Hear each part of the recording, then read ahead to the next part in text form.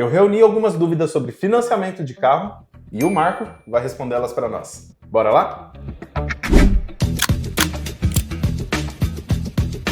Marco, o que precisa para financiar um carro?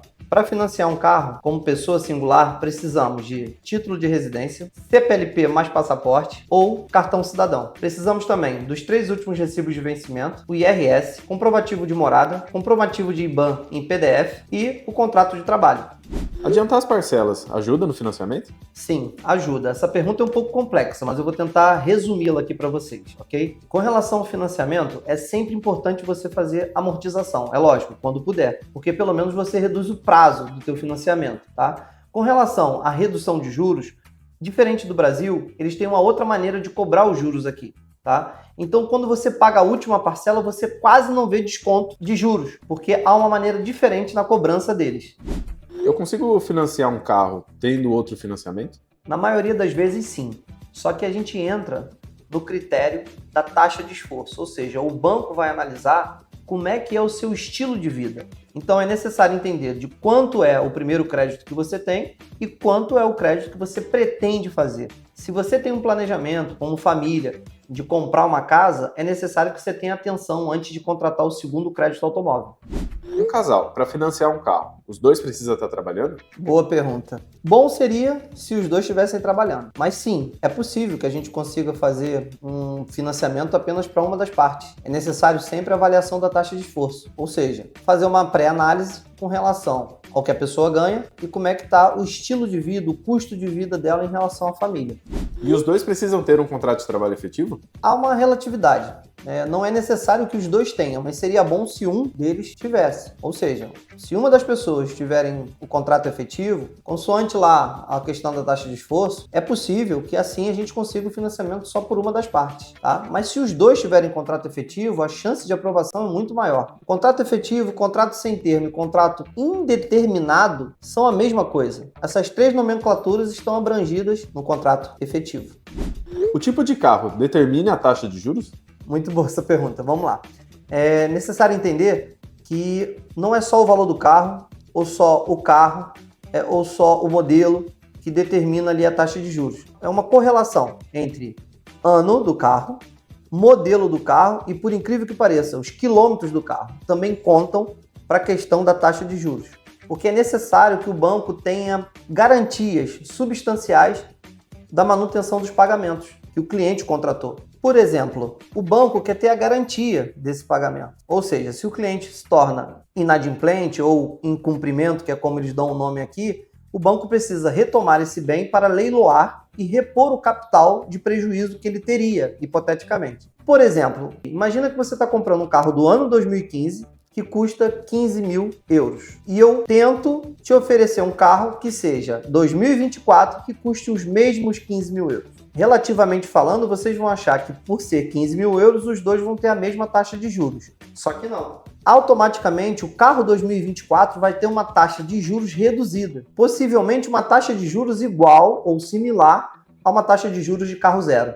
O que acontece se eu não conseguir pagar mais o financiamento do carro? Se você entra em incumprimento aqui no Portugal com as parcelas do seu carro, por algum motivo, que você entre em contato com o banco de início e tente uma resolução amigável entre as partes. Por quê?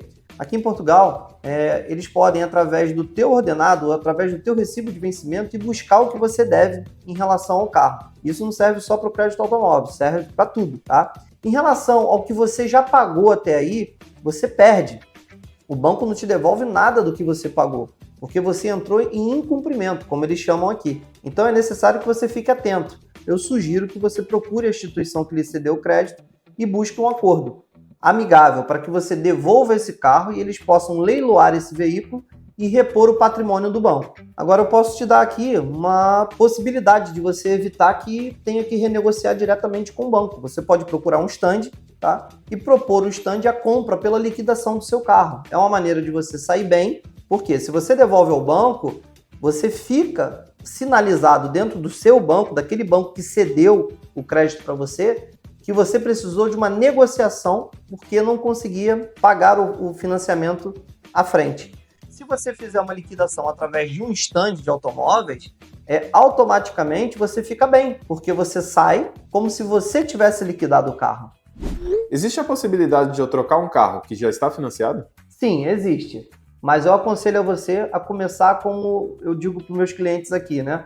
O primeiro passo é você entrar em contato com a instituição que lhe cedeu o crédito e pedir uma simulação de liquidação de crédito. Esse é o seu ponto de partida, para que você veja se o negócio proposto pelo negociador, ou seja, pelo stand que está propondo comprar seu carro, se é um negócio interessante para você.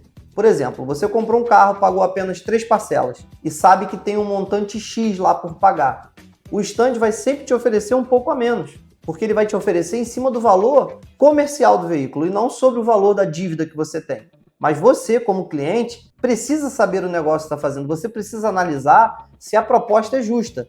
De que sentido? Ele vai fazer a avaliação do seu carro, automaticamente ele vai liquidar o seu carro e a diferença da negociação vai precisar ser imputada no carro que você está comprando. Então, a avaliação e a simulação são seus pontos de partida para fazer um bom negócio na substituição do crédito. Ou seja, você automaticamente liquida um crédito para começar um crédito novo. Há possibilidade sim de mudar de carro, mas você tem que ficar atento com as perdas inerentes a essa negociação. Marco, o que é melhor? A pessoa dar o carro dela como entrada ou vender o carro particular e usar esse valor como entrada? Vamos imaginar que o preço comercial desse carro seja algo em torno de 3 mil euros, tá? E o stand te avalia em 1.500 euros. Você só vai ter 1.500 para dar de entrada. Se você conseguir um comprador, um amigo que precisa de um primeiro carro, alguma coisa assim, e conseguir vender por 3 mil euros, você, ao invés de 1.500, você vai ter 3 mil euros. E, logicamente, isso vai te ajudar muito mais na aprovação do teu crédito do que se você entregasse a sua retoma por 1.500 euros. Você pagaria menos juros com isso também. Porque quanto mais dinheiro você investe na entrada, quanto menos recursos você precisa do banco, menos juros você paga. Agora sim, eu acho sempre válido você analisar. Agora, a depender da sua necessidade de se desfazer daquele carro, é possível que seja interessante para você entregar esse carro como retoma. Em Portugal, é vantajoso comprar um carro à vista? Bacana pergunta. É vantajoso sim, mas, diferente do Brasil, você aqui não tem tanto desconto numa negociação, que eles chamam de atenção no valor. Eles não conseguem fazer uma grande atenção no valor por conta do preço médio do mercado. Porque os maiores estandes, os estandes que já estão há muito tempo no mercado, eles trabalham com preço médio. Com isso, eles têm uma grande rotatividade de venda. Então, assim, vantajoso sempre é, porque você é dono da negociação. Você decide onde você vai investir o seu dinheiro. Com relação a desconto, vai ser muito relativo. Por quê? É de acordo com o carro que você escolheu. Se aquele carro ali tiver uma boa margem de lucro para o stand, é possível que ele reduza um pouco a margem de lucro para fechar o negócio contigo. Agora, é necessário saber também que pagamento a pronto e pagamento a crédito para o stand é a mesma coisa. Porque o banco paga o stand a pronto pagamento. Qual é a vantagem? Você pagando em dinheiro, você tem o domínio da negociação. Você decide ali, aquela negociação tá boa para mim, o desconto que ele me deu foi satisfatório, eu saí com alguma vantagem inicial na negociação. O que é a garantia de um carro usado? É necessário entender que o carro usado, né, ele tem uma garantia de motor e caixa de 18 meses, mas eu vou entrar um pouquinho mais a fundo aqui na questão. A garantia de 18 meses de motor e caixa, ela não é para tudo, ela é para componentes internos de motor e de caixa. Por exemplo, alternador. Ele está acoplado ao motor, mas ele não faz parte do motor, ele não é um componente interno, ele é um componente elétrico externo, assim como o motor de arranque, certo? Então, esses componentes acoplados, eles não têm ligação interna no motor. Então, automaticamente, esses itens ficam fora da garantia. Isso para que vocês entendam como é que funciona. Com relação à caixa de mudanças ou caixa de marcha, como a gente conhece no Brasil, a caixa de mudança é a mesma coisa. São componentes internos. Ou seja, se ela perdeu lubrificação, perdeu óleo e por algum motivo ela danificou, isso certamente estará coberto pela garantia. E para carro novo, a garantia é diferente? A gente tem que entender que de marca para marca há uma variação com relação a esse tema, tá? Mas esse tema eu posso lhe garantir que pelo menos 36 meses de motor e caixa vocês vão ter da marca, tá? Da própria marca. Ou seja, a garantia de fábrica fica sendo a de 3 anos de motor e caixa. Mas tem algumas empresas que elas te dão uma garantia total por um certo tempo. Vai realmente depender do tipo e modelo de carro que você está comprando.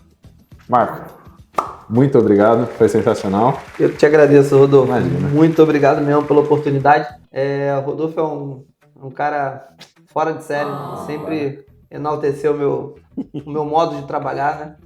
Mas eu queria dizer uma coisa para vocês, foi a maneira que eu consegui fazer aqui para contribuir com o canal. Eu espero que, de alguma forma, vocês tenham tirado algumas dúvidas aí em relação aos assuntos aqui abordados. Mas eu queria dizer uma coisa para vocês também. Eu não sou dono da verdade, eu não sei tudo, eu sou um cara que estou aprendendo, só trabalho no ramo de automóveis aqui há 2 anos e 2 meses, tá? E aqui é um mercado que muda muito, Rodolfo, aqui é um mercado Sim. que é impressionante, as leis, as maneiras, as regras, né? As leis e justamente a análise de crédito também acompanha essas mudanças, ou seja, tem horas que o banco tem uma análise de crédito, daqui a pouco tem uma ordem lá segundo a inadimplência, os incumprimentos, e automaticamente o banco fecha um pouco, né? Ou seja, propostas que antes aprovariam, por algum motivo, deixam de ser aprovadas, de uma hora para outra, entende? Então eu queria deixar essa ideia para você, eu até falei com o Rodolfo que era importante eu dizer isso, que eu não quero passar aqui uma imagem que eu sou o cara que sabe tudo. Eu estou aqui para contribuir com você que está com algum tipo de dúvida, contribuir com o canal, que é o canal do meu amigo Rodolfo, e de alguma forma deixar vocês à vontade aí para tirar dúvidas, e se tiverem mais algumas perguntas, o Rodolfo me encaminha aí no que eu puder, e se eu não souber, eu vou procurar saber para que eu possa responder a vocês, tá? Então, dá essa força pro Rodolfo aí, compartilha o vídeo, entendeu? Segue ele lá, ativa o sininho lá para quando ele publicar os novos vídeos, tá? Exato. Para que ele consiga manter esse projeto dele aí em andamento, porque eu confio muito no trabalho que ele faz. Eu já era seguidor dele antes, tá bom? Grande abraço aí. Valeu, Marcos. Obrigado, Rodolfo. Imagina. E se você tiver sua dúvida, manda aí nos comentários que a gente vai tentar responder para você. É isso aí. Tá? E agora, se você quiser saber tudo sobre carros de Portugal, já se inscreve no canal e clica no sininho para não perder nenhum vídeo. É isso aí, pessoal. Fechou? Valeu, falou e até a próxima.